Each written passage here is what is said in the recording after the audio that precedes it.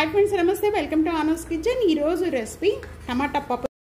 अंडी टमाटा पप्पे अनुकोवद्दु चाला वेరైటీ పప్పు అండి ఈ విధంగా ఒక్కసారి ట్రై చేసి చూడండి చాలా టేస్ట్ గా ఉంటుంది అందరికీ కూడా నచ్చుతుంది చాలా తొందరగా 5 మినిట్స్ లో అయిపోతుంది చాలా టేస్ట్ గా ఉంటుంది రండి ఇది ఎలా తయారు చేయాలో చూసేద్దాం టమాటా పప్పు తయారు చేసుకోవడానికి ముందుగా నేను ఇక్కడ 1 కుక్కర్ లో కందిపప్పు యాడ్ చేసేస్తున్నాను కందిపప్పు యాడ్ చేసిన వెంటనే ఒక 3-4 టైమ్స్ వరకు కూడా కోవాలి 3 టైమ్స్ వరకు కూడా కందిపప్పు బాగా క్లీన్ చేసుకున్న వెంటనే ఇక్కడ 3 టమాటాలు చిన్న 3 పచ్చిమిర్చి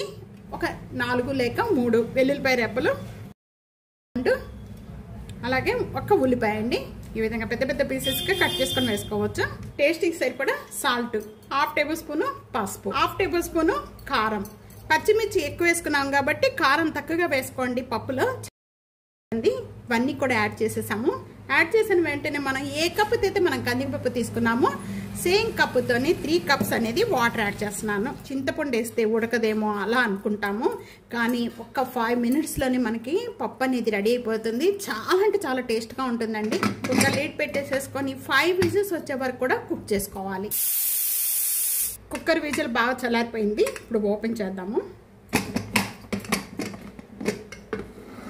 పప్పంతా కూడా బాగా మెత్తగైపోయిందండి ఈ విధంగా మెత్తగైపోయిన పప్పునంతా కూడా పప్పు గుత్తితో బాగా మెత్తగా మెదుపుకోవాలి పప్పంతా కూడా ఈ విధంగా మెత్తగా మెదుపుకున్న పప్పునంతా కూడా తానం పెట్టుకునే విధానం దానికి పాన్ లో 2 టేబుల్ స్పూన్ ఆయిల్ యాడ్ చేస్తున్నాను ఆయిల్ బాగా కాగిన వెంటనే 4 లేక 5 వెల్లుల్లిపాయ రెబ్బలు ఒక 2 ఎండుమిర్చి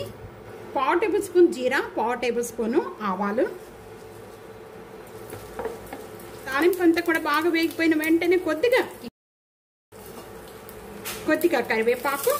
కొద్దిగా కొత్తిమీర ఇవన్నీ యాడ్ చేసుకున్న వెంటనే ఇవి కూడా బాగా వేయించుకుందాము ఇలా వేగిపోయిన వెంటనే కూడా బాగా మెత్తగా మెదుపుకున్న పప్పు అంతా కూడా తాలింపులో యాడ్ చేసిన వెంటనే కూడా మూత పెట్టేసుకుందాం ఆ తాలింపు స్మెల్ అంతా కూడా బయటికి పోకుండా పప్పు మరింత టేస్ట్ వస్తుంది వెంటనే మూత పెట్టేసుకోండి ఇప్పుడు ఓపెన్ చేసిన వెంటనే కుక్కర్లో కొద్దిగా వాటర్ అనేది యాడ్ చేసేసి దీంట్లో యాడ్ చేస్తున్నాం ఇదంతా కూడా ఒకసారి బాగా కలిపేసుకుందాం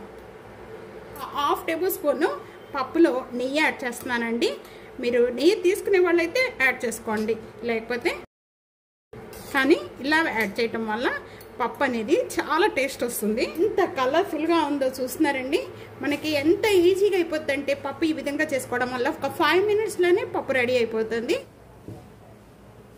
తప్పకుండా ఇదే విధంగా ఒక్కసారి ట్రై చేసి మీకు ఎలా వచ్చింది అనేది మీకు ఎలా ఉంది టేస్ట్ అనేది నాకు కామెంట్స్లో తెలియజేయండి వీడియో నచ్చితే కనుక